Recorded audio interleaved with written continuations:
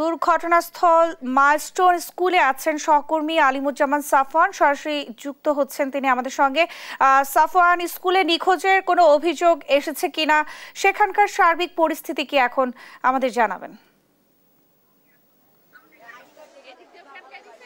Nancy, আমি এখন যেখানে অবস্থান করছি এটি মাইলস্টোন কলেজের যে মূল ফটক সেখানে, এবং আপনি যে প্রশ্নটি করলেন যে এখন পর্যন্ত নিহতের বা সন্ধান পাচ্ছে না এমন কোনো অভিযোগ এসেছে কিনা, তো আমরা সকাল থেকে দেখছি যে এলাকার আশপাশের যারা স্থানীয় বাসিন্দা রয়েছে, পাশাপাশি বিভিন্ন প্রান্ত থেকেও মানুষজন এসে ভিড় করছেন। তবে আমরা যাদের কাছে জানতে চেয়েছিলাম তাদের কাছে যে কেউ আহত বা নিহত রয়েছে বা তাদের সন্ধান পাচ্ছেন না এমন কোনো স্বজন রয়েছেন কিনা এখানে, তো এখানে তারা সেটি বলছেন যে না, এমন কেউ এখন পর্যন্ত আমরা দেখতে পাইনি যে যারা এখানে এসে অভিযোগ করছেন যে তাদের সন্তানের সন্ধান মিলছে না বা তাদের স্বজনের সন্ধান মিলছে না।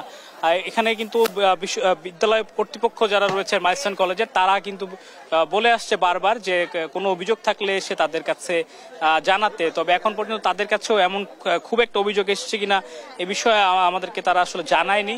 এবং এখানে সবচেয়ে বেশি উৎসুক জনতার ভিড়, এবং আমরা যেটি জানাচ্ছিলাম সকাল থেকে যে বিদ্যালয় মাইলস্টোন কলেজের যেই মূল ফটক রয়েছে সেটি সকাল থেকেই তালাবদ্ধ অবস্থায় আছে, এবং এখানকার যারা নিরাপত্তা রক্ষী রয়েছেন তারা কিন্তু ভেতরে কাউকেই প্রবেশ করতে দিচ্ছেন না।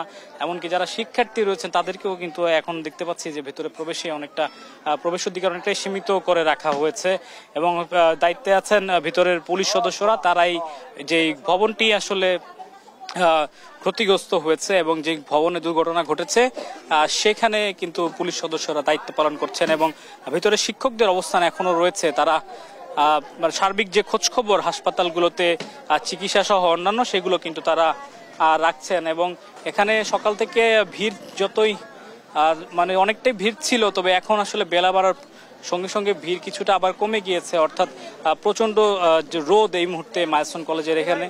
তো সব মিলিয়ে আসলে কোনো স্বজন হারানো বা সন্তান হারানোর অভিযোগ বা মিসিং এখন পর্যন্ত আমরা এমন কোনো অভিযোগ কিন্তু পাইনি। তবে পরবর্তীতে যদি এমন কোনো স্বজন আসে বা কারো বাবা মা আসে তাদের খোঁজে আমরা অবশ্যই আপনাদেরকে জানিয়ে দিব।